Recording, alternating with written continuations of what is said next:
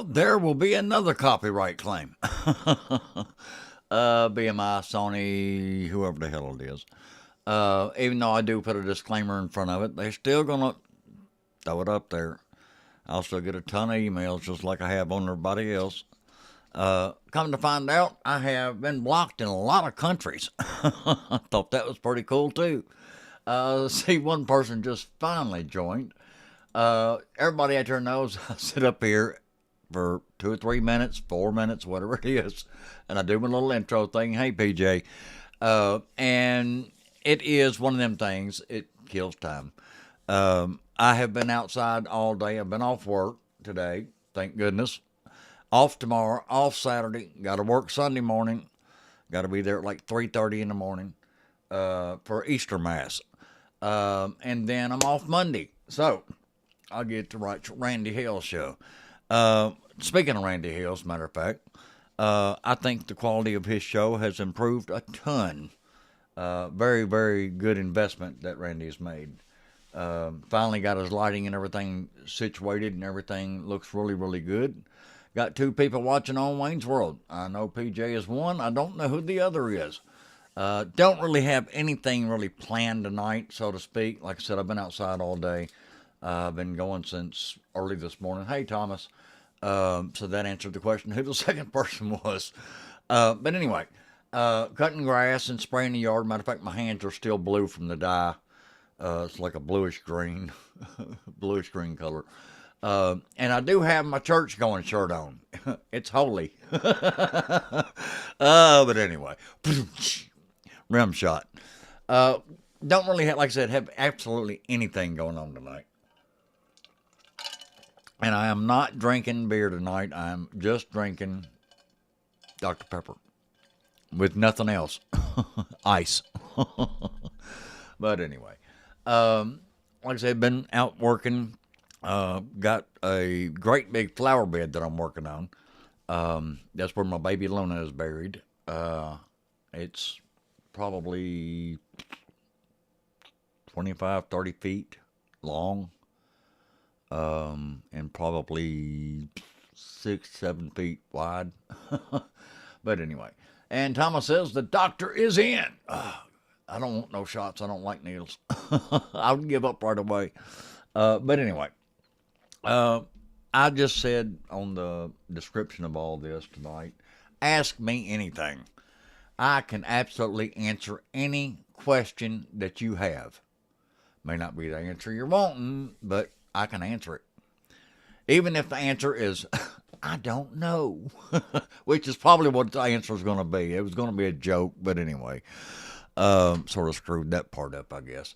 I do have a couple of things I do want to say. For those of you that are watching, I know PJ's here, I know Thomas is here, and I've got a third person watching on Wayne's World. If you say hello to me, I would appreciate it very much. So at least I know who you are. And it's Brooks. All right, cool.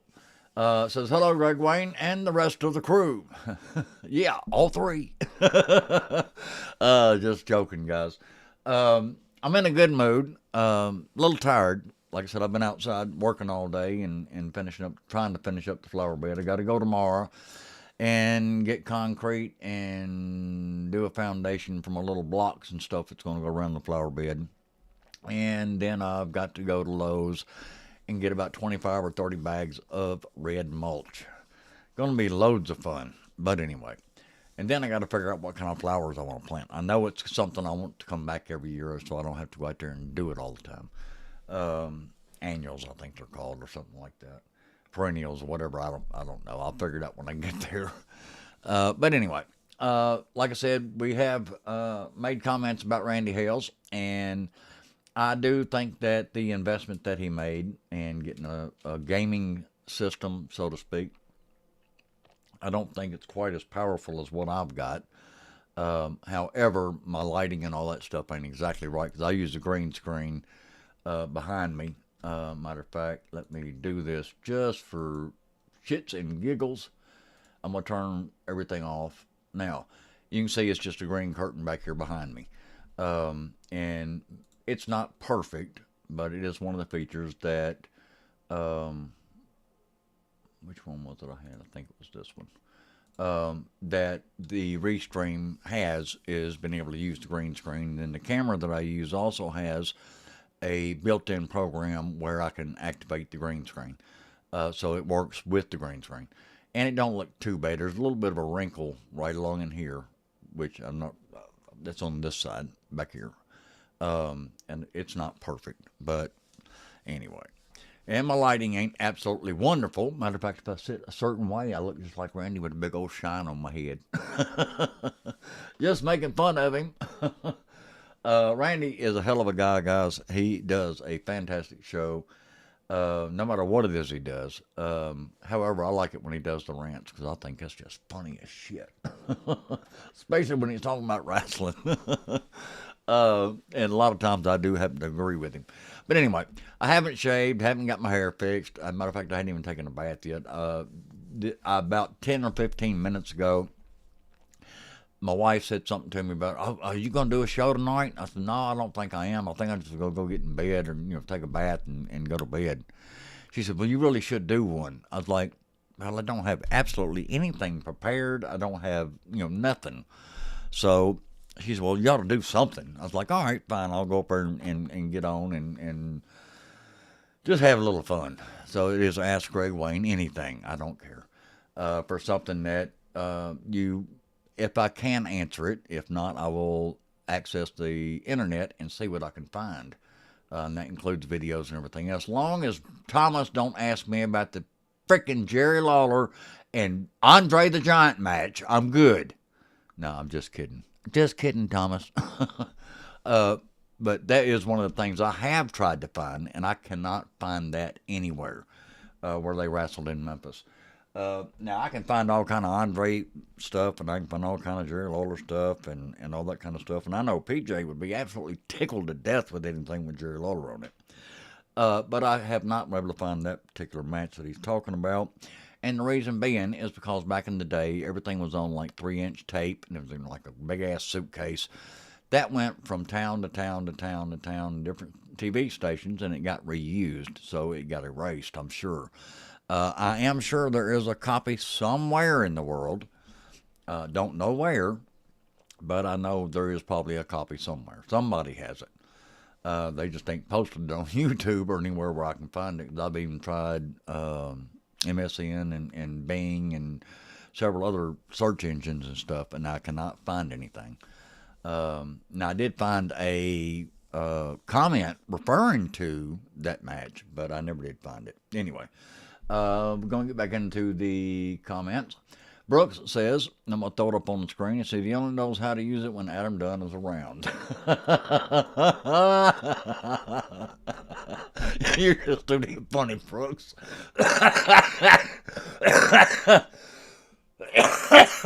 That was a good one. Brooks also says, or comes to Jonesboro. Yeah, I sort of noticed. I typed in and made a comment about the shine. I said he needs to put a filter on his light. And mine, I don't have a filter on mine. It's just two LEDs, daylight LEDs, like 5,000, whatever the hell it is. And it's got a shade over it, but it's like a frosted shade. So it sort of works. Now, I did offer, because with the green screen and stuff that I've got, I also bought actual professional lights that has the filter screen thing on them. But the little area that I'm in is not big enough for me to be able to put them up and do everything, get all my lighting exactly right. Because I would have to have approximately 12 to 15 feet square area to position my lights where they wouldn't be in the camera, where I could still see my monitors, where I could still do everything. But it didn't work out that way. I could do it in my garage. However, my garage is full of stuff right now, so that won't happen. Plus, it's got a lawnmower and all kind of shit in there. But anyway, I do want to plug one thing that's coming up, and it is I gotta share my screen. Hold on just 1 second. Okay, I think that's it. Share. Okay, it is. It is Millington Mayhem. My son Josh, just to give everybody a quick update, I did hurt my arm. I got a big ass chunk of skin missing. Um, Garage door at work. Long story short, trying to fix it, and somebody hit the damn button or something. It just took a big ass to me. But anyway, I bled like a stuck pig, but that's okay. And I cussed. But anyway, my kids, for some reason, I don't understand. They are wanting to get in the wrestling business. Casey has been doing some managing and sort of running in and doing things, but she's also been training to wrestle. She's been training with several different people, so she's getting a lot of rounded experience. I have not personally shown her anything. I may have showed something she was trying to show off and do something. I was like, no, that's wrong. Whoever's telling you that, that's wrong. Or I would tell her, here's another version of it. But as far as actually trying to teach her, I have not done anything. Josh, my son, youngest son, Casey is my oldest child, and Josh is my youngest son, or youngest child, I should say. And he is going to make his debut. He has been training. He knows a few moves and a few things, and I don't look too bad. I'm not trying to boast, and I'm not trying to brag, but it is my son, and I am proud of him, as well as my daughter. For some reason, like I got a bug in my throat. Hold on. Is that better? I think so. Anyway, my daughter and son, I'm proud of both of them. My youngest son is going to make his debut at Millington Mayhem. And Poker Face, if anybody out there knows who I'm talking about, which I know one or two does, two people do, has been working with him and helping train him and do different things. And he will be making his debut. And anyway, Poker had made a little video thing of Josh training and all that kind of stuff, which I was really impressed. He'd done a really good job on it. Probably a better job than I would have, because I'm more personally family, type thing. So this is the commercial, I guess, or promo, or whatever you want to call it, for Millington Mayhem. And here it is, guys.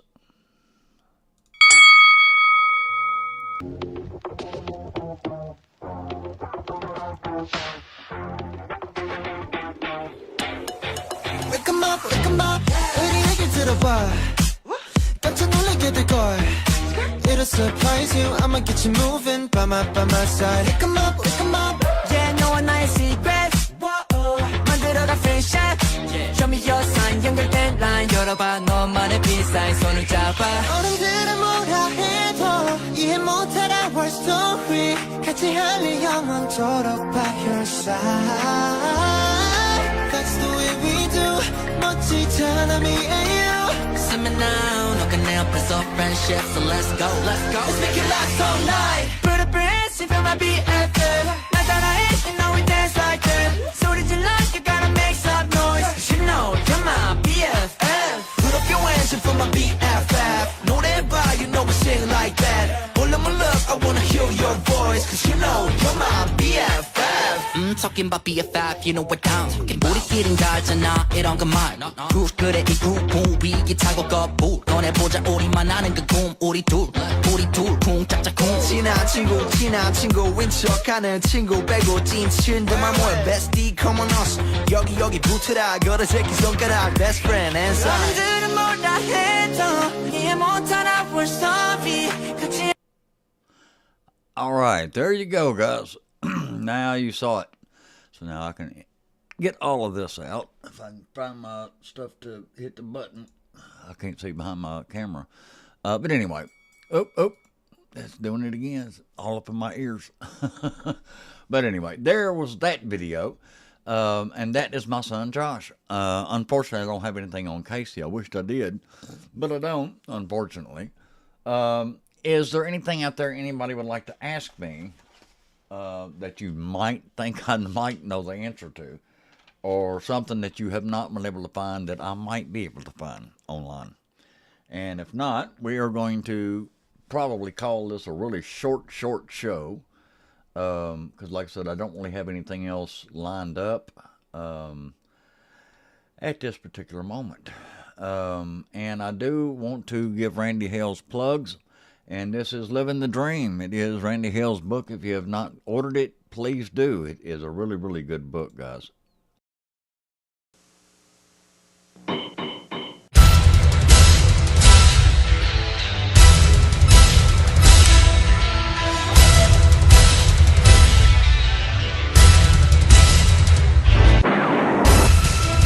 Living the Dream, Memphis Wrestling, The Randy Hales Story, is available now at randyhalesmemphiswrestling.com.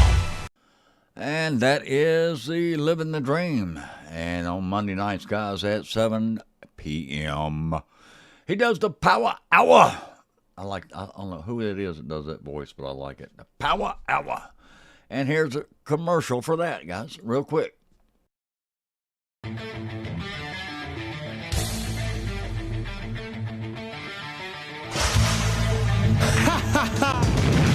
Power Pro Wrestling.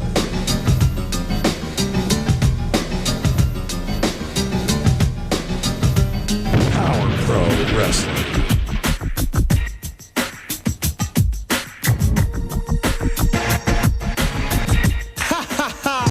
Power Pro Wrestling. The Power Hour. All right, that is the Power Hour. And then, of course, on Tuesday nights, it is Talking Memphis Wrestling with Randy Hales, Michael St. John, Pat Trammell, and Chris Ellis. If you missed this past week, guys, go back and watch it. It was a really, really good show. And some of it was actually funny. But anyway, here is the commercial for that. Talking Memphis Wrestling with Randy Hales and special guests.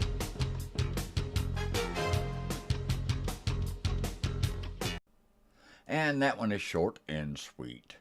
All right, I've got one more that I want to plug, if I can find it and remember where it's at. I got to pull it up on my screen so I can't see anything except my folders. I don't think y'all can see that. So,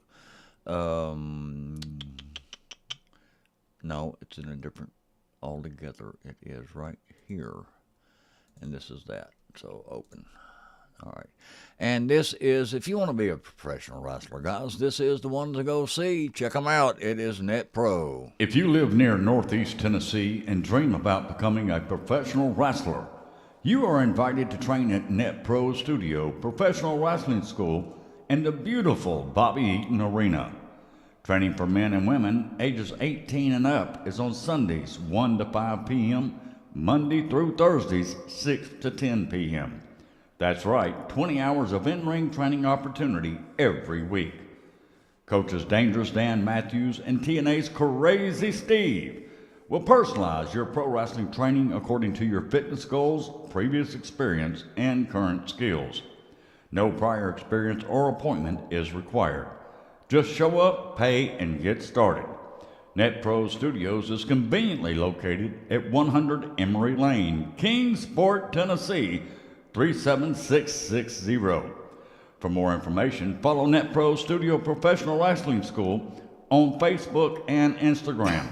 Or better yet, give NetPro Studio a call at 1-423-398-5014 today.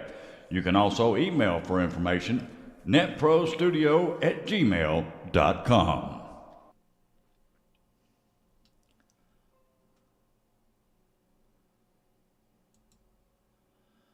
All right. Some reason it locked up on me. Why did it lock up? Let me just do it this way. I'll just remove the source, and then it brings me back. All right. That is NetPro Studios, guys. That is all the commercial ads I'm going to show. Now, Thomas, you just sent me something. Let me bring my chat back up. Thomas says they're going to do great. Thank you very much, Thomas. Now, Thomas just sent me something in my messenger, and I can share this. I believe it is MIW, All Hell Happened. Check that out when you get a chance. Pay attention to the pop.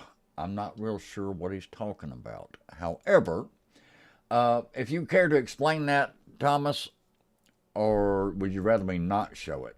Because I have no idea. I haven't seen it. But I am wanting to watch it. Is there anything that I need to say or do or fill me in on what's happening here? This way I can get a general idea of what it is.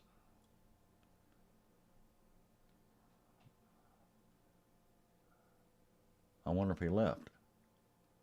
Well, I've got it on my messenger over here, and all I've got to do is click it and bring it up. Listen to the crowd when I get my hands on just in case. Okay. All right. In that case, then I am going to show it. So let me move my screen, get this maximized, and get it queued up, and then I will do the rest of it. Pause. Theater mode. Theater mode. Okay. Well, that ain't really what I want. I want full screen. It won't go to full screen. This is play. Oh, yes, it will. There it is. All right. This is a video, and it happened January, February, March 22nd of this year. And we are going to show this. I got to share my screen. Give me 1 second. Facebook Messenger, share, bam, and it did not. That's the YouTube version. I would rather have YouTube. So let me do it that way. Let me remove that source. Share screen, YouTube. That one. Share. Okay, now go full screen. Okay, it did it, I think. Exit full screen. Go full screen. Huh. Well, it's still showing all the rest of the other stuff. But that's okay. It don't matter. All right, we are going to go ahead and show this and then get y'all's comments, guys. Here it is. Ring the bell, Sam.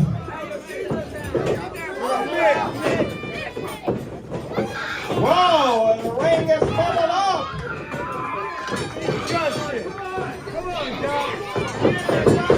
Oh, baby,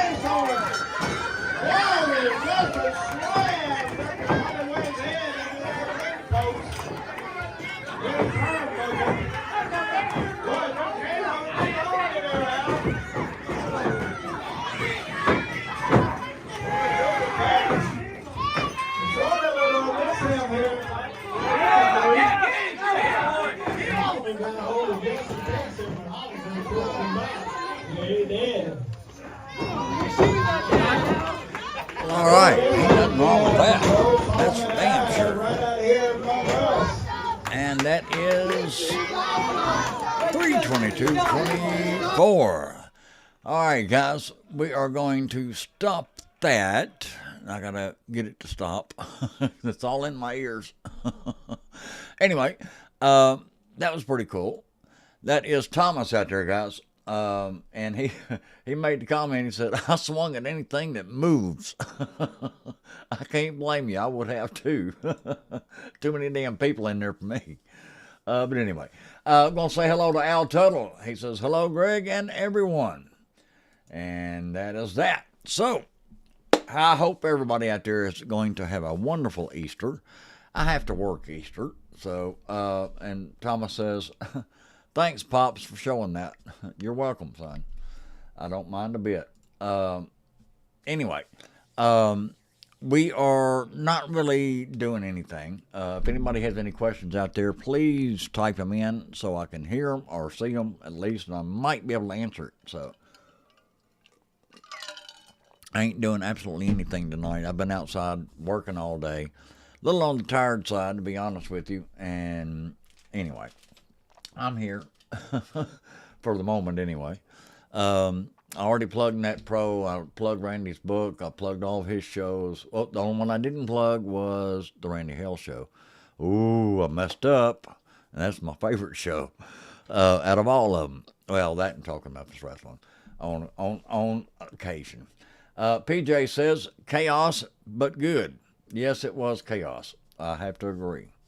But it wasn't bad. I mean, it was different. And that's what wrestling is today. It's different. It's not the same stuff that we like necessarily. Some people like it, some don't. Some people don't like the old school stuff. So, I mean, I'm not criticizing anybody. What you like is your preference. You know, that's same thing like with AEW or WWE or TNA or any local promotion that may be going on. And there's nothing wrong with that. If that's what floats your boat and that's what you like, hey, good for you. You know, I ain't got no problem with it. You know, I choose not to watch WWE. I choose not to watch AEW. I think last year I did watch the WrestleMania only because it was free. One of the first times I probably have watched it. I don't go out to like Dave and Buster's or wherever the hell it is that does like the free thing to watch WrestleMania or SummerSlam or whatever the hell it may be. But there's different types of wrestling all over the world. You may be in Australia. It's sort of the same as the States, but not really. I know like with Japan, Tony Myers goes over there quite a bit. And I don't know exactly what promotions he wrestles for. I think he told me one time, but I can't remember. Their style of wrestling is different. And even in Japan, they have 2 or 3 different companies that all do something a little bit different. It's not absolutely classical Japanese wrestling like it was in the past. Nowadays, they still have gimmicks. They still got, all kind of goofy stuff. And Mexico is the same way. They have their legendary luchadors, and they also have some of the goofy gimmicks and goofy things going on out there too. So it just depends on what floats your boat. And Al Tuttle says, "Are you going to watch WrestleMania this year with The Rock wrestling on night 1? If it's free and I get it on Pluto or whatever damn station it is that I watched it on last time, yeah, I probably will. And it ain't necessarily to see Dewey or The Rock or whatever, Dwayne or whatever. I met him a long time ago. He probably would not remember me. Bruno could tell him who he is. Peacock, yes, thank you, Al. I do have Peacock, so I probably will watch it if it's on. But Bruno could tell him who I am, and he would probably vaguely remember me. If he saw me in person and he said, "Hey, this here is Buddy Wayne's son, Greg Wayne, blah, blah, blah." "Oh, hey, man," he'd probably act like I was the best damn thing since sliced bread and probably have no idea who the hell I am. But anyway, that's just part of the work. But with Bruno's a wonderful guy. I can't say enough nice things about Bruno. And it's one of them things where I've known Bruno for a while. When he first got into Memphis, I lived over off Lamar in my father-in-law's house on Cathy, right there, not too far from American Way. Matter of fact, the boat place that used to be there, if you went back in the very back of it, in the back of their property, and that house on the right was where we lived. But anyway, Bruno had came out and asked if he could park in the front of the house. And it was on a dead end. I said, Bruno, why don't you just come in, man? Go sleep on the couch or something. Go take a shower, whatever. And anyway, he finally talked him into coming in and sleeping on the couch. And I'm not like Bruno. I didn't help The Rock or Dewey or Dwayne or whatever you want to call him. I knew his dad. And it's one of them things where I don't think Bruno forgot it. Bruno's a very, very kind-hearted person. He will try to help anybody that he can. And I think the world of Bruno. I really do. However, a few years ago, when my dad passed away, my dad used to do his taxes. I could not do his taxes if I tried, because he has literally W-2s or 4s or whatever the hell you call it from every state, not to mention countries and different places that he's went to in Canada and wherever WWE goes. So if he went, say, let's say the UK or, God, wherever, and he got a W-2 for it, or W-4, whatever you call it, I'm going to answer that in just a second, Thomas. Then Daddy would have to sit down. He would have literally a stack. I don't mean a stack. I'm talking about a stack of W-2s or 4s or whatever you call them, to have to put into the computer to do Bruno's taxes. So what happened when Daddy passed away, we went over to get some of Daddy's stuff. Mainly the stuff that was in his will that was willed to me or to my wife or any of the kids or anything like that. And Aubrey did do this. He went to hand me a great big ass manila envelope. I mean, it was like one of the big things that you almost ship stuff in. Not quite that big, but almost. And it was thick. I said, what's that? He said, that's all of Bruno's tax stuff. I said, man, I don't want that shit. You keep it. I don't want it. And he tossed it over to the side. So it was one of them things where Bruno called and he says, hey, you got my tax stuff? I said, no. Why would I have your tax stuff, Bruno? Well, Aubrey said you did. I said, well, I don't. I said, I sure don't have it. I said, I remember when he went to hand it to me, I told him, I don't want that. I have nothing to do with that. I said, and he tossed it back over there in the corner beside the little file cabinet that he had. And anyway, he got pissed off at me, and I can't fucking believe it. I mean, he lost it. And for about 2 or 3 years, maybe 4 years, we never even talked. Normally when I call Bruno, I'm just calling to check on him, see how he's doing. And every time WWE's coming to town or SmackDown or whatever show they're doing in town, people will blow his phone up trying to get free tickets. And he'll have a little message on an answer machine thing. If you're calling about WWE tickets, please call Ticketmaster, and he'll give you the number. And he says, I don't have any tickets to give you. And I mean, he's real blunt and point blank about what he does. And anyway, I'll call, and Bruno will screen his calls, and I know he's at home, and I know damn well he's sitting there at the desk or whatever, sitting there listening to it. I'm like, Bruno, this is Greg. Pick up the phone. Don't want nothing, in particular. I'm not calling you about tickets, and he will not call me back. Matter of fact, there was something. What was it? Facebook? No, it wasn't Facebook. Oh, Messenger on my phone. And I messaged him or something. I don't remember what it was I did. But anyway, he's like, "Who is this?" He didn't even know who it was. He didn't recognize my number. And I thought it was funny. But anyway, he said he'd keep in touch and this, that, and the other. And I haven't heard from him again. They just done a wrestling reunion or something. And Bruno asked about me. Jerry Calhoun asked about me. And a couple other, I think Coco or somebody else asked about me. And I don't try to act like something I'm not. I don't go to a show unless I'm booked. That was the way I was taught. Or unless I have permission to be there and I'm doing something like for Wayne's World or something or whatever.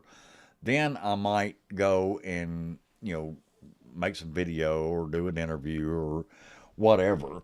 But normally I don't. That's just old school stuff. And if you did happen to go to a show, let's say we was riding together and I'm just going to ride with you to go to say, let's say Jonesboro, for a perfect example. And if I was still working, which I don't anymore, like refereeing or whatever, I would carry my gear and put it in the trunk just in case. Hell, a payoff's a payoff. Money's money. But I wouldn't go in like, hey, y'all need somebody. Hey, I'll referee for you. I wouldn't do all that. If they needed somebody, they would ask me if I had my gear. I was like, yeah, it's out in the car. I wouldn't come walking in with it and all that shit. I wouldn't do it. But anyway, you don't go unless you're booked.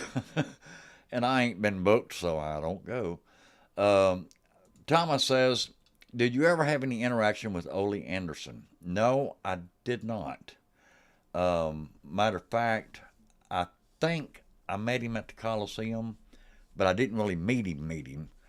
I think Daddy was talking to him or something one night, and he asked me who the kid was, or asked my dad who the kid was. He said, "Oh, that's Craig."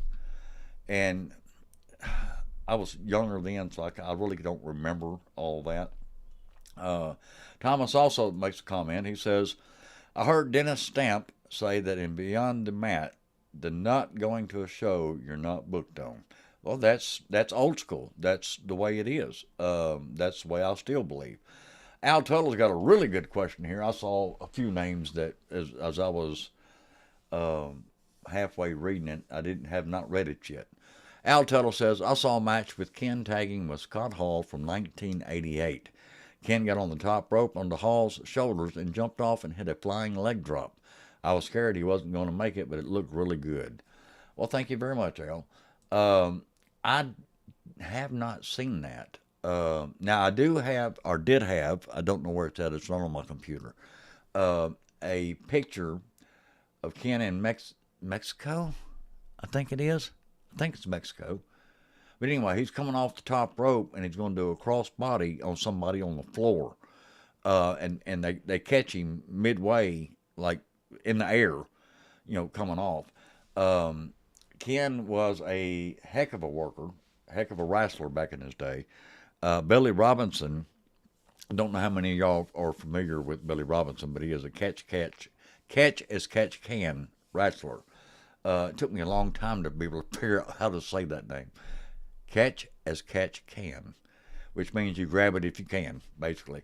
But anyway, Billy Robinson was world-renowned catch as catch can wrestler.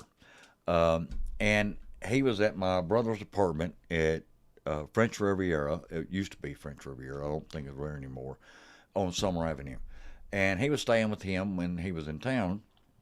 And Ken plays the guitar a little bit, not a lot, but a little bit. And Billy Robinson asked him to teach him how to play the guitar. Ken said, I'll tell you what I'll do. For every shoot move you teach me, I will teach you a chord on the guitar. So anything that Billy Robinson learned about a guitar started with Ken, because he had no clue. That and his fingers were so big and fat. He had a hard time getting the chords. But anyway, Thomas says, I remember him.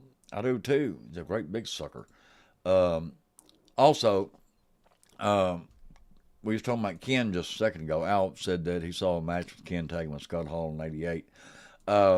Also, when Ken went to WWE or WWF at the time, Nails, I think it was Nails or Yankum. I think it was Nails. Nails. I'm almost positive of it.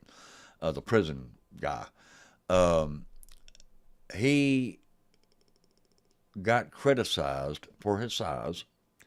I think Bruno was the one that got him up there at the time for that shot. And they said, he said, hey, Ken's a hell of a worker, this, that, and the other. He can do the match, no problem, blah, blah, blah, blah. So Ken was going to put Nails over, which was what he was supposed to do. Of course, Nails is like twice his damn size, and he hits him, and Ken takes a big bump backwards over the top rope and comes down and hits the apron with his head. Anyway, long story short, I'm not sure if it was Kevin Kelly or not. I can find out if you hang on a second. Anyway, he got criticized for that and said it was a goofy bump. I mean, it don't make any sense.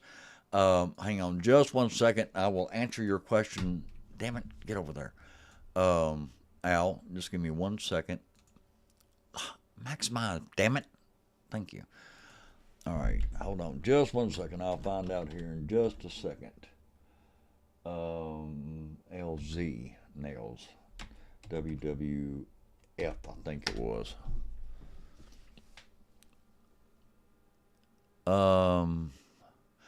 It says Nails.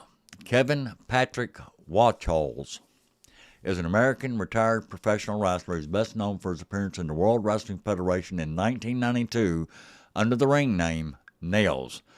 He is also known as appearances in the American Wrestling Association, the AWA, in the 1980s as, let me maximize it,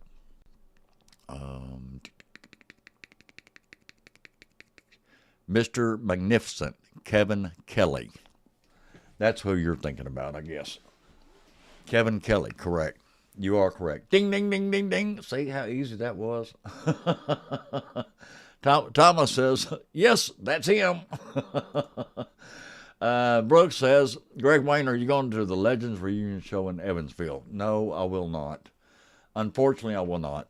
I did think about it because I knew it was happening, but I probably will not go. The reason being, I'm not booked. And really, outside of seeing a couple of guys up there, I really don't care nothing about going, to be honest with you. I'm sure I could, but I don't really want to. What kind of damn bug is that? I got a bug crawling on my wall. It ain't no damn roach. It looks like a big-ass tick. I'm talking about big, but there ain't no ticks in my house. There ain't no bugs in my house at all except for him. What the hell?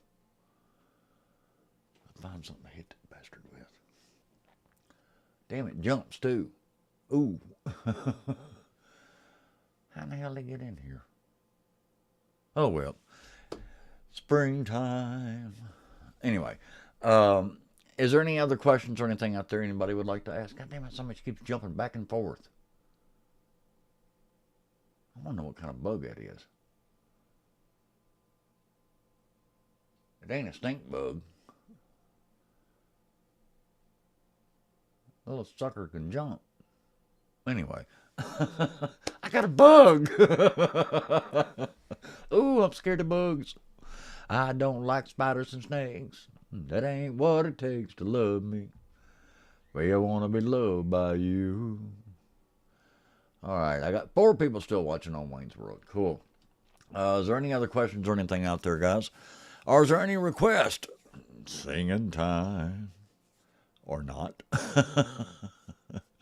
We are just goofing off and killing time, and I've been on here about 50 minutes, 49 minutes, and 7 seconds, 8 seconds, 9 seconds. We're just going to count the seconds, guys. Thomas says, allegedly, something happened between Nails and Vince in Vince's office, and they were the only 2 people in there. That is very well possible. PJ says, was there any big chaos happening in the ring? I mean, the crowd invaded the ring. Yes, there has been several. Matter of fact, PJ, if I can find this real quick, give me just 1 second, because I have something for you. Dum, dum, dum, dum, dum, dum. Let's see, it was.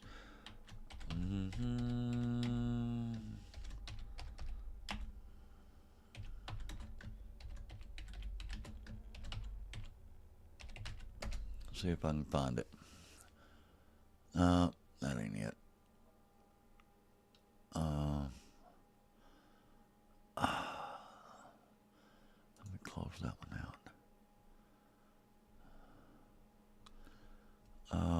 That may be it. May have been it. But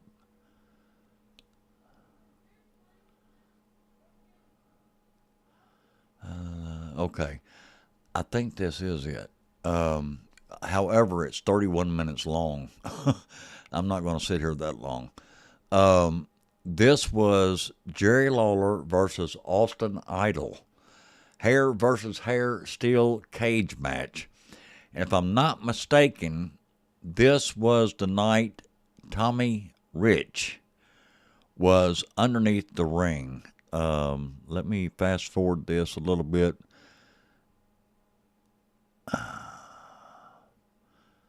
Let me see if I can see. I think that's Tommy. Yes, it is. That was the night he was under the ring. Now, Tommy had been there the whole time, all afternoon, everything. And there was a guy that climbed the cage. I don't think it's in this video, but he had climbed the cage and was going to come in to try to help Jerry. That's how believable everything was back then. And anyway, either Tommy or I want to say Tommy scaled the cage and was beating the crap out of this guy on top of the cage, straddling it. And there was a group of police that were up under the bottom, down there at the bottom. They said, "Throw him over, we'll catch him." And Tommy shoved him off the cage, and down he went head first. And the police scattered. If you'd took a watermelon and dropped it from the top of the Coliseum down to the concrete, that's what it sounded like. There were people, I mean, they just lost it when Tommy came up under that ring. But yeah, there has been incidences, and I'm sitting here looking at it right now. Let me see if I can fast forward and see if I can get any kind of major. Okay, here's one right here.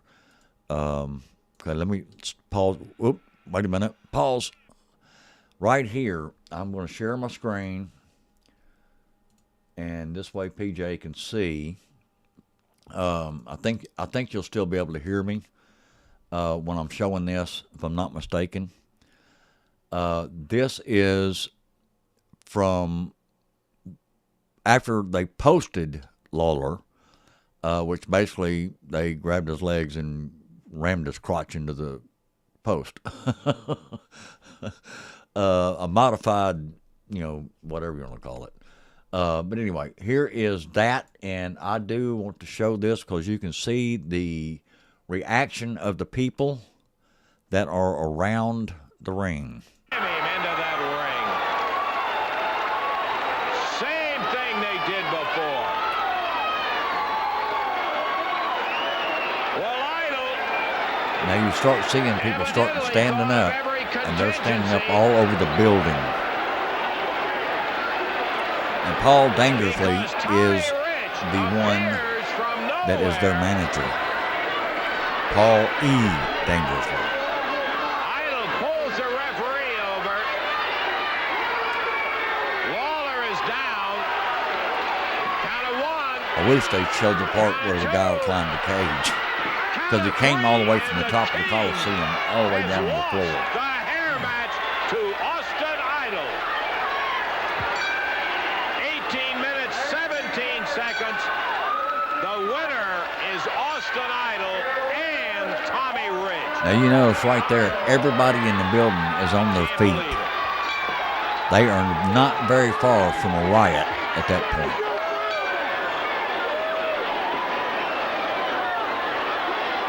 I think the people are as Yes, stunned Paul as- Heyman was as their we are, manager. Randy. That is correct. Where in the world did Rich come from? I want to see this tape again. Yes, I was looking at the referee to see what Lawler was going to do if he would be able to reach him. And look at Idol.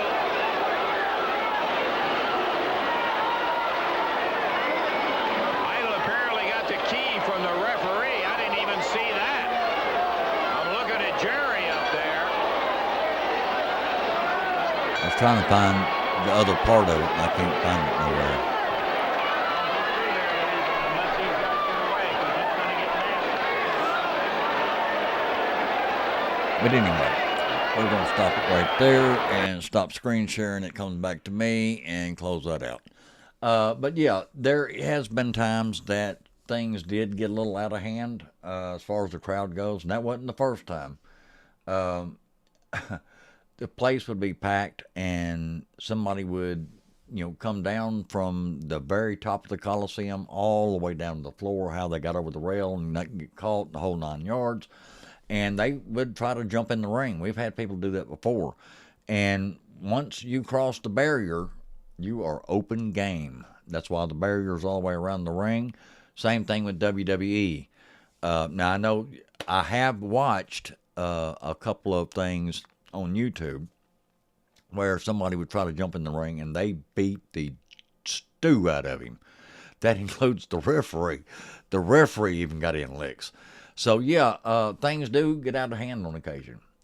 Let's see. Al Tuttle says, replaying to Thomas Billings, Sergeant Slaughter saved Vince from getting destroyed by nails. That's highly possible. Thomas also says, Ox Baker riot with Ernie Ladd in Cleveland, I think. And Thomas says, yep. And again, he says, Paul Heyman was the manager. Paulie dangerously. But anyway, anything else anybody wants to ask? Because I don't have to work tomorrow. I can stay here forever. We're going to sing, and I'm going to have to go to the store and get some beer, and we're going to have a big old time. I'm just kidding. But anyway, is there anything else out there? Anybody wants to make comments or ask any questions? I hope, PJ, I hope I answered your question. However, they didn't invade the ring on that, but they have done that before. And off the top of my head, that was just something that popped in my head, and I just happened to search on YouTube for it and found it. I'm sure if I went back on YouTube and searched for out-of-hand crowd or crowd out of hand or whatever at wrestling, I'm sure 1,000,001 things would pop up. And the funny part is, when guys are in there wrestling, they're hitting each other in the head and they're banging and banging and banging and banging, and there ain't nothing. Somebody that ain't supposed to be in there, somebody from the crowd, gets in there, they hit them one time and bust their ass wide open and blood's going everywhere. So, yeah, that does happen. So, people get a little out of hand sometimes. Al Tuttle says, Blackjack Mulligan got stabbed by a crazy fan once who had dipped the knife in pig's blood. That sounds like some satanic shit to me. Or voodoo, probably in Louisiana. Voodoo woman. But anyway, I'm just in a silly ass mood, guys. But yeah, things like that have happened.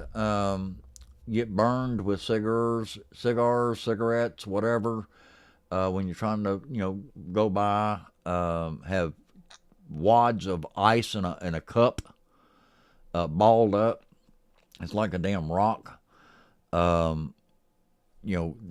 was normal business back in the day. And you just, we've had chairs be thrown into the ring. People climb into the ring. People try to cut you. People, as 1,000 Wonders, people didn't get shot. Today they probably would, but I mean, back then, a knife was about the worst thing you ever had to deal with. But today it ain't like that. But, Yeah, things like that have happened. So, yeah, anything else anybody's got to say? Any more comments? Because I am red-eye. I think I answered everybody's question so far. I was trying to think of one. Matter of fact, since we're on that subject, let me see, just out of curiosity. Out of TROWT.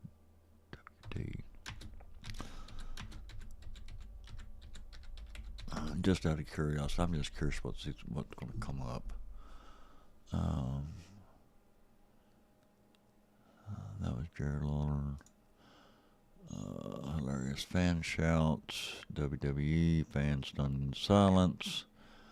That's all a bunch of bull. That ain't what I'm even close to what I'm looking for. All that's a bunch of shit. Somebody trying to attack Ronda Rousey. Let's see. Somebody throwing cups and crap and cans. Breaking news. WWE star shot dead. Hey, there's Ask Greg Wayne. I found me. That's my show. It's live. I'll be damn. Ain't that something? Top 10 moves of Lou Thez. Huh. Let's see.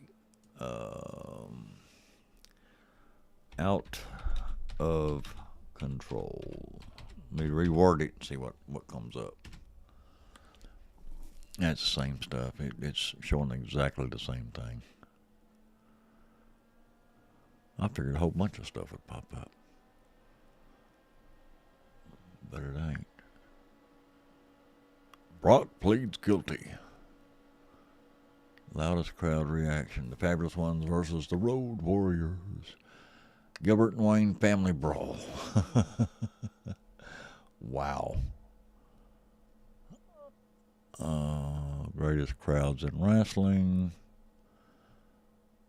Man, there's all kind of stuff out here. It's all WWE stuff. Hell, WWE owns every damn thing. Matter of fact, some of the strikes, or not strikes, but claims I've had. Matter of fact, I got one tonight when I did the show on Tommy Gilbert.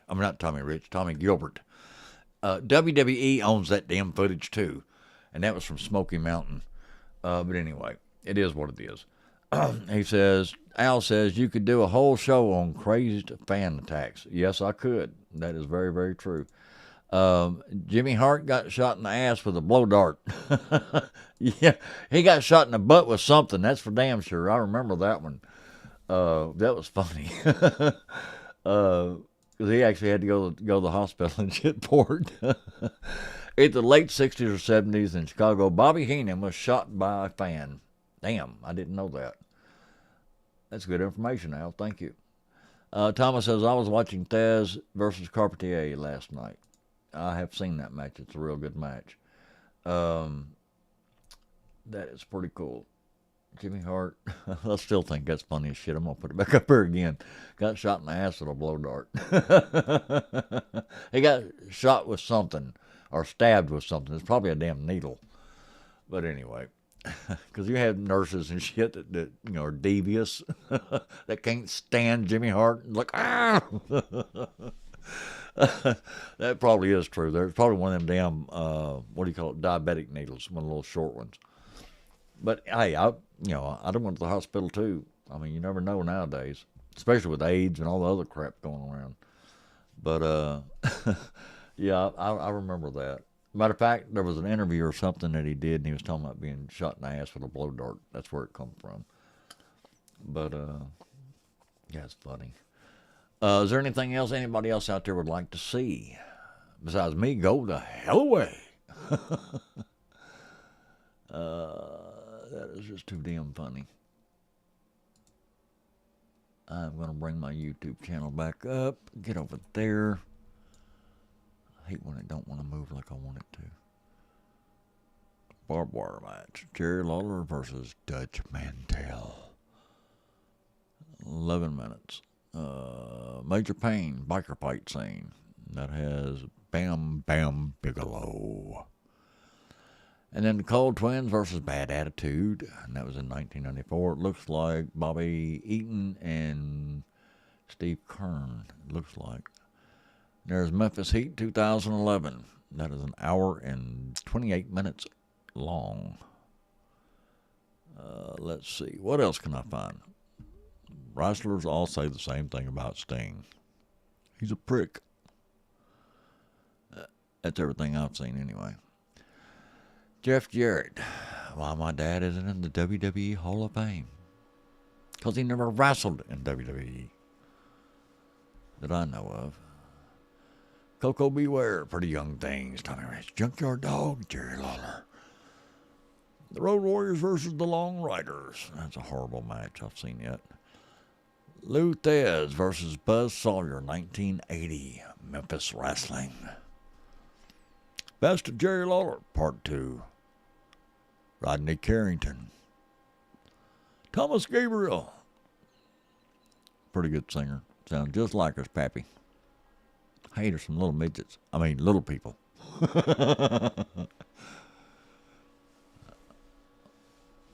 Little energetic little people, ain't they? But anyway, guys. Let's see. Thomas says, I created a hot wing sauce I call Memphis Heat. Be cool if you put the label, Memphis Heat. I think that'd be pretty cool. Let's see. Can't really find anything. Buddy Landell, shoot interview. Razor Ramon. Hacksaw Jim Duggan's crib. Can't really see anything. Dirty jokes. I watched some of those, but I can't tell them. It's too nasty. People don't want to hear nasty things like that. I do want to show something, matter of fact, because this is a pretty cool thing. For those of you that have not heard of him, it is Army Cadence, and it's Jonathan Michael Fleming. It's pretty cool. I like it. I'm going to share the screen because I want y'all to hear this because I like it. It's pretty cool. And I'm going to hit share, and here it goes. On a bright and sunny day, on a bright and sunny day, two little bears came out to play, two little bears came out to play. Gathered up all their money, gathered up all their money, bought themselves a jar of honey, bought themselves a jar of honey. But the fat one ate it all, but the fat one ate it all. Pushed the little one, watched him fall, pushed the little one, watched him fall. Now the fat one's on the run, now the fat one's on the run. Cause the little one, cause the little one, cause the little one's got a gun. Cause the little one, cause the little one, cause the little one's got a gun. Yogi Bear is dead, Yogi Bear is dead. Boo Boo shot him in the head, Boo Boo shot him in the head. Yogi Bear is dead, Yogi Bear is dead. Boo Boo shot him in the head, Boo Boo shot him in the head. Ranger Rick stood on a hill, Ranger Rick stood on a hill. Ranger Rick, he saw the kill, Ranger Rick, he saw the kill. Now the Ranger's on the run, now the Ranger's on the run. Cause the little one, cause the little one, cause the little one's got a gun. Cause the little one, cause the little one, cause the little one's got a gun. Ranger Rick is dead, Ranger Rick is dead. Boo Boo shot him in the head, Boo Boo shot him in the head. Ranger Rick is dead, Ranger Rick is dead. Boo Boo shot him in the head, Boo Boo shot him in the head. All right, there was that, and I thought that was pretty cool. I like silly stuff like that, and I do like cadences and songs and stuff like that. Thought that was really cool. I wanted to share it. PJ says, Nick Bockwinkel never wrestled in WWE, but he's in the WWE Hall of Fame. Let me research this just for a split second, because I know Nick Bockwinkel was, matter of fact, I've got his folder somewhere. It's in my file cabinet, but I have to move my green screen and all that crap to get to it. It's easier and faster to do it this way. Give me just 1 second. Bockwinkel. All right. Give me 1 second. I know he wrestled for the AWA in the 70s and 80s. He had a lengthy professional wrestling career with matches in 34 consecutive years. Georgia, Minneapolis, promos, Wrestling Observer, Wrestling Hall of Fame, World Wrestling Entertainment Hall of Fame, 2007. George Tragus and Lou Thesz, Professional Wrestling Hall of Fame in 2009. National Wrestling Alliance Hall of Fame, 2016. Bockwinkel was born, Warren Bockwinkel. I'm trying to see if it says anything about WWF. Is what I'm looking for. And the reason being, WWF, Vince's father, Vince Sr., owned that, and I want to say he wrestled for Senior, and then when Vince Jr. bought the company from his father, all that was combined, so to speak, so that could be why he was in the Hall of Fame. Texas and Canada, NWA, Corsica Joe, hey, I know him. Von Erichs, Canadian, Regina, Saskatchewan, Big Time Wrestling, Killer Kowalski. He left Canada in January of '62. Hawaii and California. That's really got me really curious. I want to say, in order for him to be there, of course, you don't even have to be a wrestler to be in WWE's Hall of Fame. They've got all kind of actors and boxers and all kind of people up there. It's, to me, that's bullshit, but that's beside the point. Pacific Northwest, NWA Northwest, Buddy Marino, Pat Patterson,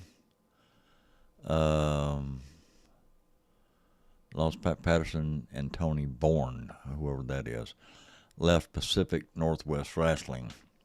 NWA, Hard Boiled Haggerty. WWA, World Wrestling Associations. September '65, Bockwinkel returned to Los Angeles, California, based North American Wrestling Alliance, since renamed Worldwide Wrestling Associates, WWA. WWA left to go to Hawaii and tour Australia. World Championship Wrestling. Hawaii, United States, 2 out of 3 fall match. Dory Funk, Rudy LaBelle, Carl Gotch. WWA 68, March 68. NWA. I don't see anything in here about WWF. Georgia Championship Wrestling. That was all part of the NWA family. Minneapolis, Minnesota. Send an attachment. Let me open that up just out of curiosity. This may be interesting. Greg Valentine, when a WWF fan attacked Blackjack Mulligan, almost killed him in Boston. Damn. That's pretty damn bad. That's just a picture, right? If I'm not mistaken. Thomas says, Big Time Wrestling was Bruiser's territory. I never knew he owned one. That's pretty cool. Thomas also says Abdullah never wrestled there either, and he's in it. Thomas says he was a commentator there some in the 80s. The only thing I can figure, guys, is it don't really matter if you work for them or not. If they ain't got nobody to put in, they're going to put you in there. I mean, you know, that's pretty amazing. I couldn't find anything where he had wrestled for Vince or done anything with Vince, senior or junior. but he's in the Hall of Fame, I guess. And we've got one on YouTube watching. Who is on? No, yeah, it's YouTube. Who the hell's on YouTube? Nobody said hello yet. Who's watching on YouTube? This has got to be my Australian buddy. Shit, what's his name? Laza. I couldn't remember his name for a minute. I feel bad now. Whoever's watching on YouTube, say hello so I know who you are. I want to say it's going to be Laza. I could be wrong. I know PJ's in Thailand. Thomas is in town. Al is in Arkansas, I think. Brooks, I think, is in Alabama, I think. I'm not positive. Al Tuttle says, I sent you 2 YouTube videos, one on Heenan, very short, and another one on Blackjack Mulligan. Okay, maybe that's what it was. Let me open it back up. I got to switch my tabs again because it opens up on the same screen. Let me log back into Facebook and go to my messenger. Nope. I don't know why it did that. Oh, it's looping through. Quit. Why is it doing that? Oh, there it is. Okay. Just out of curiosity. Okay, it did do it. Okay, let me go back and share screen. And I'm going to show this video. I think this is it. I'm not sure which one this is. It says, when a WWE fan attacked Blackjack Mulligan and almost killed him in Boston. I think this is the one you're talking about. So here we go. It's about 10 minutes long, guys. It was me and Beefcake were wrestling the Bulldogs, and I believe they already won the titles from And this us. comes from Title Match. So it was a rematch in Washington, D.C., and we had like a 7 o'clock flight. And Brutus calls me up and says, Greg, let's change our flight. There's one at 11 o'clock, and we'll get in there at plenty of time.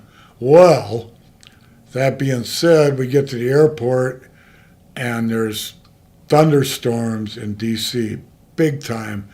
All line of thunderstorms all around D.C., and we couldn't land.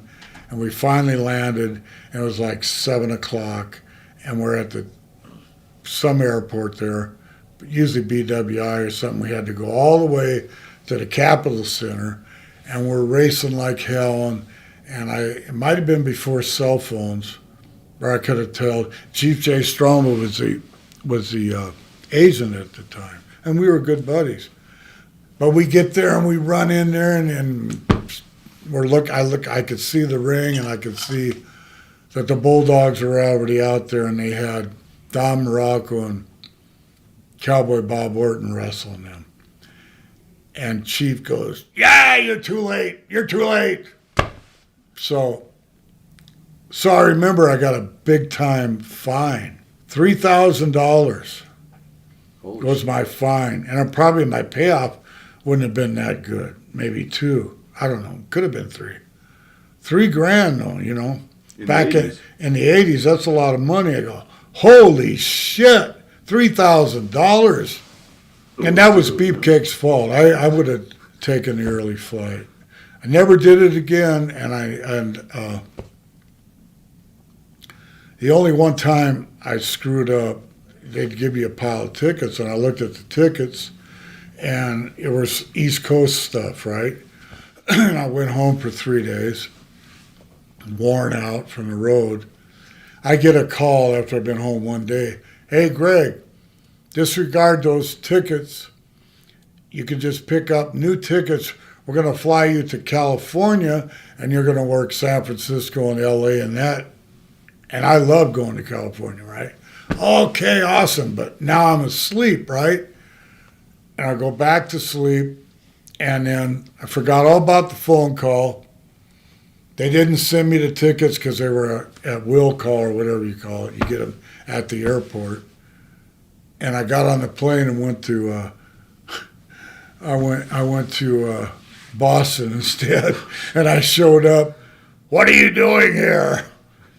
But they let me work anyway. But got messed up. You know, actually I was still advertised in Boston, but they had a switch out. Somebody got sick. So I could have been in California, but I didn't get, they understood. I was so tired. I completely forgot that phone call, and I'd much rather go into California than that Boston. Never liked Boston because the fans are mean in Boston. Yeah, mean. Is it like that in the whole, like, really, that northeast area? Well, in New York, they were okay, Worcester, Mass, bad. They'd throw crap on you and stuff, and they had a balcony, and you had to walk underneath the balcony, and they'd throw trash cans, fire extinguishers, whatever they could. They'd try to kill you. Just mean people. And at Worcester, Mass, and there was another Lowell, Mass. Oh, my God. You couldn't hardly get a match done there in Lowell, Mass. So the people, I figured out, the people in Boston, and speaking of Boston, one guy got hurt really, really bad because you would come out Boston, they had like this walkway, and it was elevated because of the fans were so irate there. Blackjack Mulligan got knifed all the way down his leg. He almost bled to death.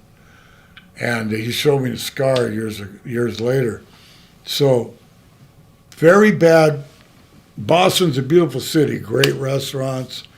You can have a good time in Boston, but people are in a bad mood there because I think of the weather. In New York, they're fine, Hartford, they're fine. Worcester, anything near Boston, these people are mean. And I think it's because they got 3 months of 3 months of summer, and that summer's not that good anyway. They have no beaches. I went to Revere Beach, used to stay at the Ramada Inn, and there was a beach right behind, and it was real sunny one day, and I went out, and there was all rocks on the beach. I go, man, this really sucks. But they, I think it makes them a bad we're going to mood. stop it right about 9 there, months of and we're going to stop showing. Pause that, and I'm going to go back and see if I can get another video. That was in Messenger. And that was that one. Now, I don't know if both of these were together.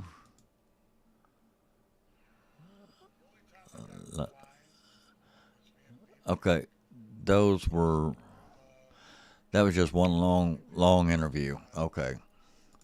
All right, we got that part did. All right. That sort of ties in with what PJ was asking about crowds getting out of hand and this, that, and the other. You don't want to go to Boston? I ain't. I'm going to stay down here in Tennessee. I'm going to stay a country boy. PJ says, there's summer all 12 months in Thailand. There's summer all 12 months in Thailand. Huh. So in other words, it's hot there. Is that what you're saying? You wouldn't make it in the States. You'd freeze your butt off. But anyway, I hate hot weather. I really do. And I hate, like today was beautiful. It was wonderful outside. And Thomas says, it doesn't snow. It probably don't. If she's saying it's hot all 12 months, I would say, yeah, you're probably right.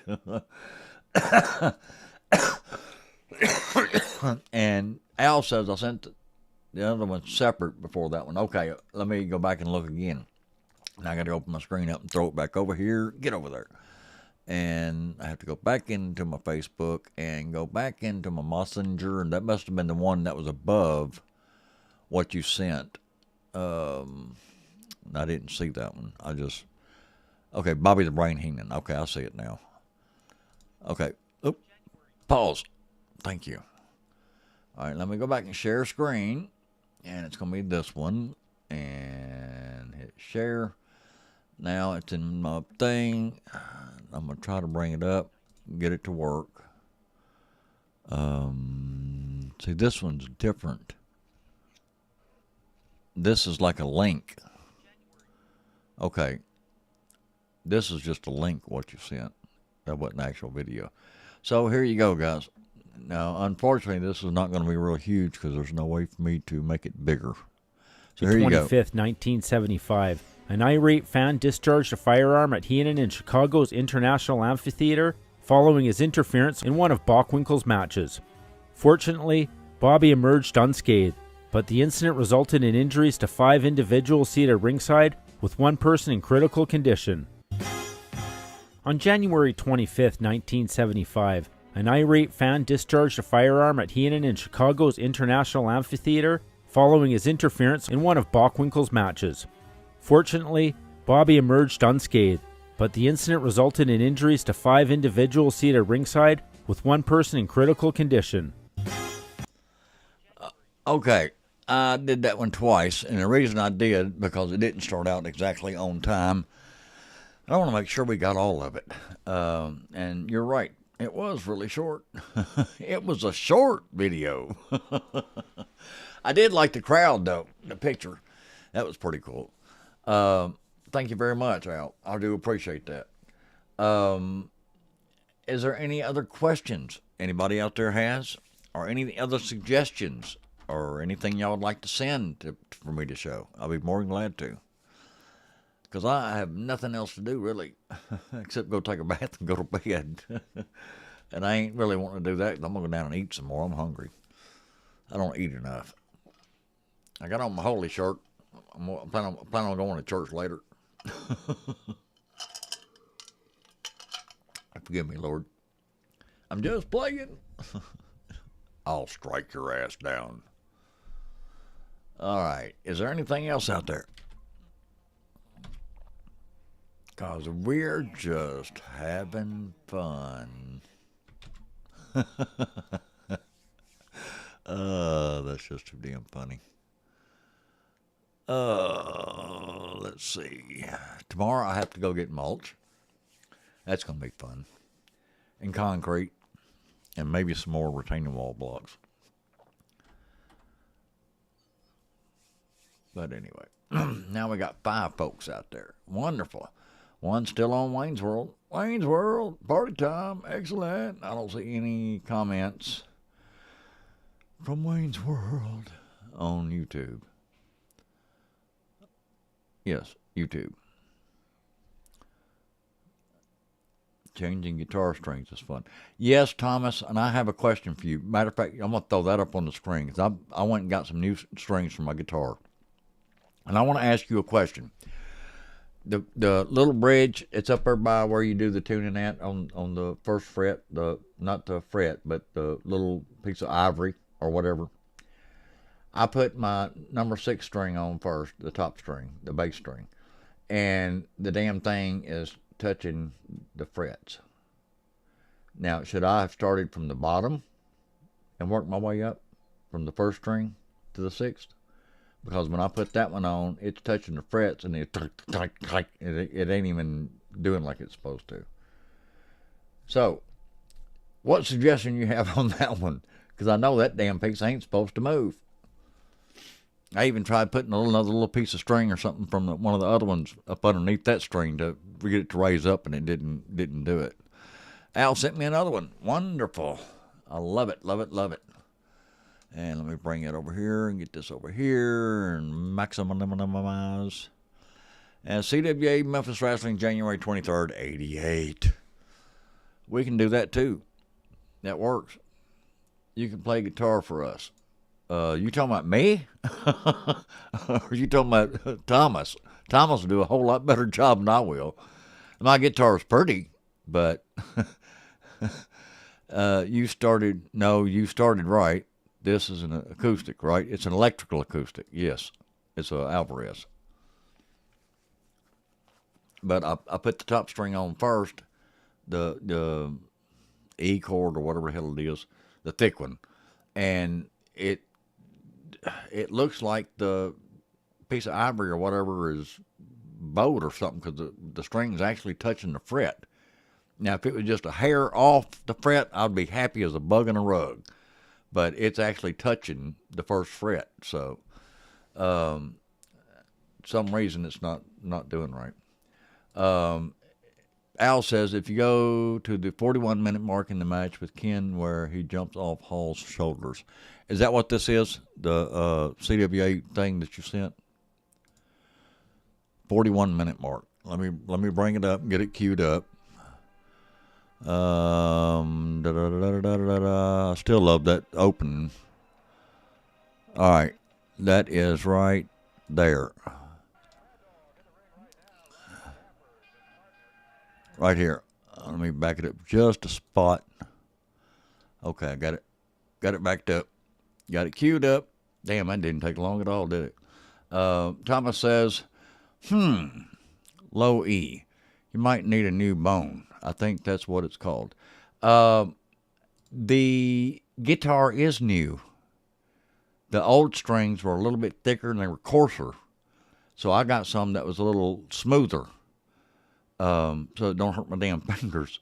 But when I put the first string on, the top string, it's actually touching the fret when I go to tune it. And I'm like, something ain't right. It ain't, when I go to tighten it up before I start tuning, it's touching the fret. So I don't know. Okay, yes. All right. We are going to show this video. Let me share my screen again. And it is from Memphis. And I'm not real sure who all's in this, but we are going to do it anyway. Excuse-moi. I did not mean to belch in y'all's ear. All right, here we go, guys. Enjoy. Confident. Oh, yes. Cocky is the word. Forget that is the word. Right. We got a match coming up here. Expiration of time match, Dave. Mad Dog in the ring right now. Rodney Napper is his partner. Saw Rodney for the first time last week on Championship Wrestling. Hadn't seen Mad Dog in some time in this area. I remember He's this back. match. He's going to be going against, or they are going to be going against the team of Big Scott Hall and Nightmare Ken Wayne. Total weight of Scott Hall and the Nightmare 502, and on the other side of the ring, the total weight 502. That's unusual. Got two tag teams and the total weight the same on both sides. Jerry Calhoun, the referee. You also have Nate the Great over in the corner of Mad Dog and Rodney Napper. Mad Dog starting against Ken Wayne. Expiration of time match here. Napper we saw in his debut here going against Manny Fernandez, and that's a rugged assignment in any way you cut it. Napper is a stocky young man. Mad Dog. As Scott Hall drops that 287 down across him, boy, he is big and powerful. He is. Mad Dog came out here. He was yelling at the crowd. He was confident they were going to take this one quick. Well, he's not doing too well right now. Scott Hall sits down on that left leg again. Tag made. Nightmare Ken Wayne over the rope. Down with a boot. Mad Dog dropped off his feet by Ken Wayne. Mad Dog weighs just under 300 pounds. We've gotten ourselves in a position. I think we may have to take a break coming up right about now as our time's running out. What do we want to get a break and come back and join the match again?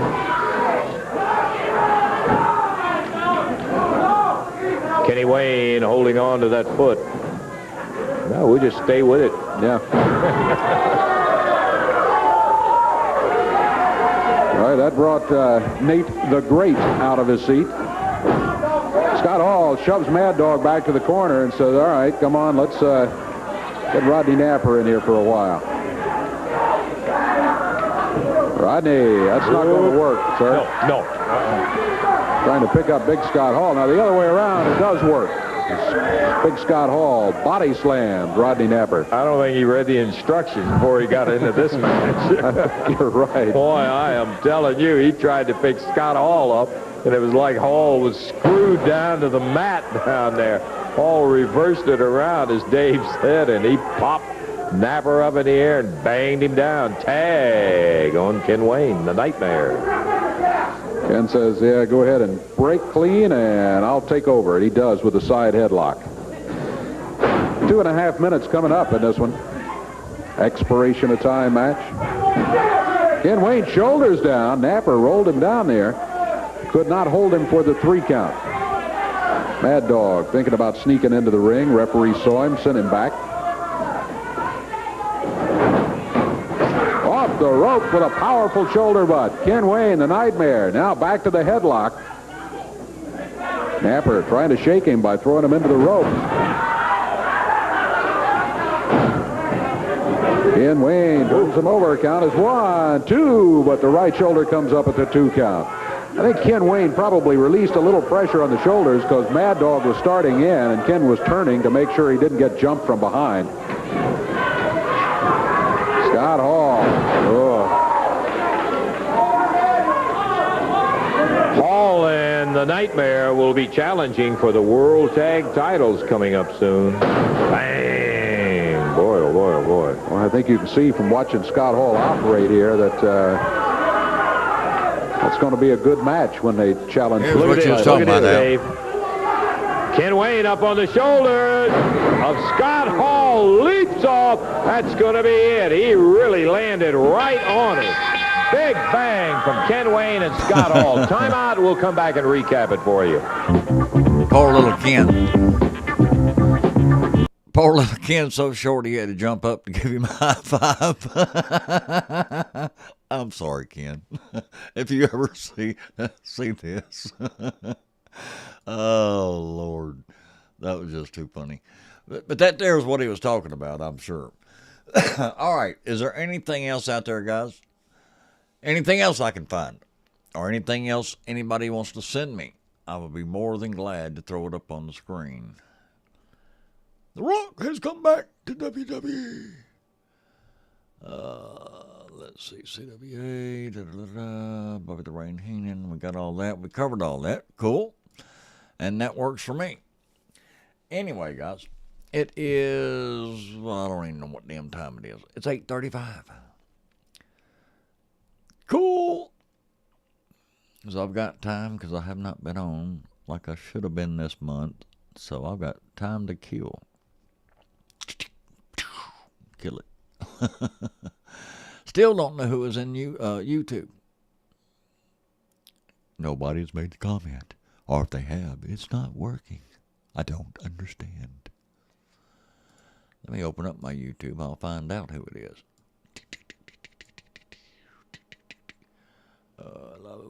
Your channel that should be going live. And it's right there. Now, I got one watching now. Start stream 96 minutes ago. But it does not tell me who it is. Well, that stinks. More Wayne's World 9 subscribers videos about show list. That don't tell me.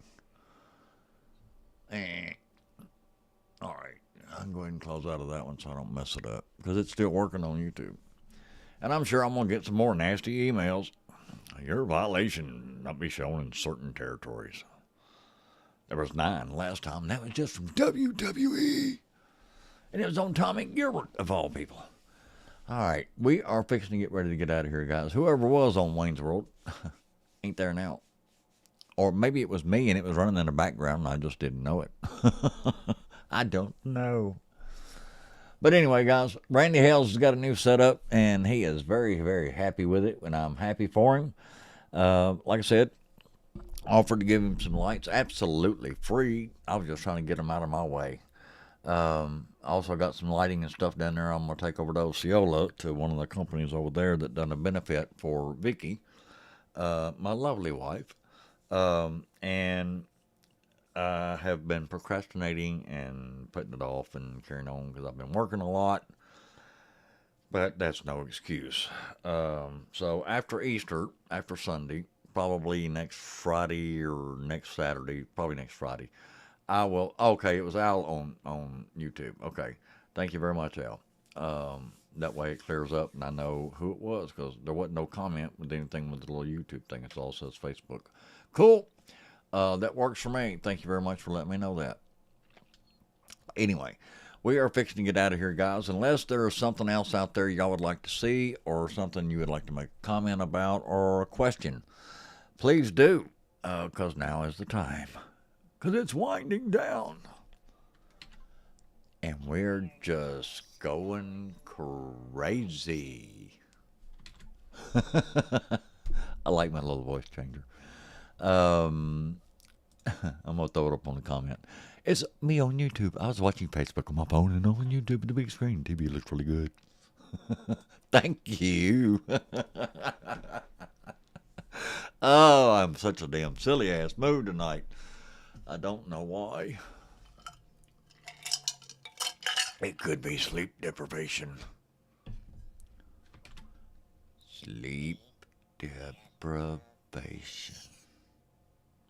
Wow. All right, guys, is there anything else out there y'all would like to see or anything y'all would like to talk about? I hope everybody out there has been doing really, really well. Hope everybody out there has a wonderful, wonderful Easter. Spend time with your family, guys. Go to church, go to Mass, do whatever. If you have to work, be safe. And again, guys, always remember, try to treat everybody the way you would like to get treated. Sometimes people have bad days, and they're just assholes in general. Just smile, say have a nice day, and keep going. No sense in getting stupid and getting hurt, because nowadays people just have anger issues uncontrollably. And if anybody out there has ever driven in Memphis, you know exactly what the hell I'm talking about. They drive like a bunch of crazy-ass people, like there's nobody else around. In and out, and almost clip you and run you off the damn road. Al Tuttle says, great show tonight. Happy Easter. I do and would like to wish everybody out there a happy Easter out there, guys. Enjoy the heat, PJ. Al Tuttle trying to make fun of PJ. But anyway, we are fixing to get out of here, guys. Hope everybody out there enjoyed it. And we will see y'all again next Thursday night. I do not know what the subject is going to be just yet, but I will. As soon as I can find my clothes, what the hell do I do with it? I don't know where my clothes went. Oh, well. We are going to get out of here. Like I said, have a great weekend, guys. For those that have to work, be safe and be kind out there, guys. Till next time, we will see you later. So long, everybody. I can't find my clothes. Where's my clothes at? All right, I'm gonna do Monday Night Memories because I can't think where the hell my clothes is at. I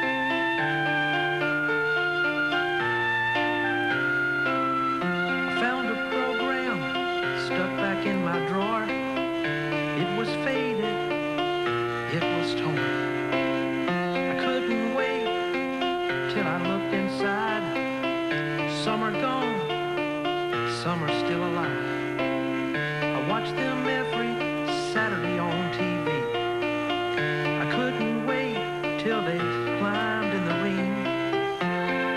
Monday night memories are all I have to remind me of you.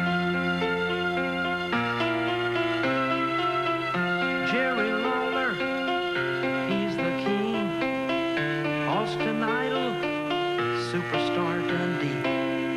Handsome Jimmy, he's so cool. Jimmy Hart acted like a silly fool. I watched them every Saturday on TV. I couldn't wait till they climbed in the ring. Monday night memories are all I have to remind me of you. Jackie Fargo said, put up your dukes. The girls thought the fabulous ones were cute. Sputnik Monroe, Don and Al Green, the Gilberts and the Funks, I thought they were so mean. I watched them every Saturday on TV. I couldn't wait till they climbed in the ring. Monday night memories are all I have to remind me of you. Jerry Jarrett, Tojo Yamamoto, when he died, it hurt me so. Eddie Marlin, Buddy Wayne, Guy Coffey, hope they never change. Lance Russell, they call Banana Nose. Dave Brown was his sidekick, everybody knows.